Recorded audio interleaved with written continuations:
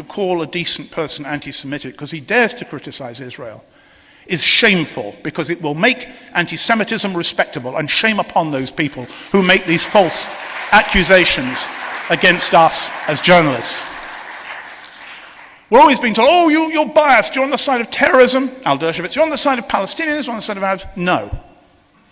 You know, when I started off in journalism on a small, horrible, no, it was kind to me, newspaper in the northeast of England, the Newcastle Evening Chronicle, we were given journalism school lessons in which your basic job was to tell half of one person's story in one side of the story and the alternative side of the story in the next half. In other words, 50-50 journalism. That's okay if you're reporting a football match. It's okay if you're reporting a public inquiry on a new motorway.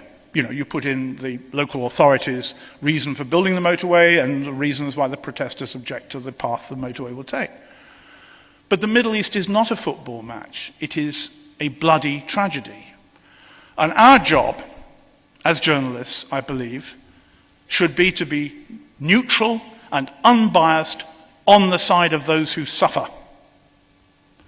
If we were reporting the slave trade in the 18th century, would we be expected to give equal time to the slave ship captain? No, we'd talk to the slaves and find out how many of them had died on the ship.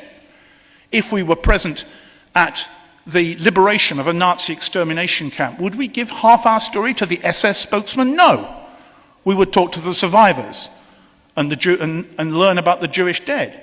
When I was in Jerusalem in August of 2001, with the clock going tick, tick, tick towards September, an Islamic Jihad suicide bomber blew him up in the Sbarro Pizzeria restaurant near St. George's Street.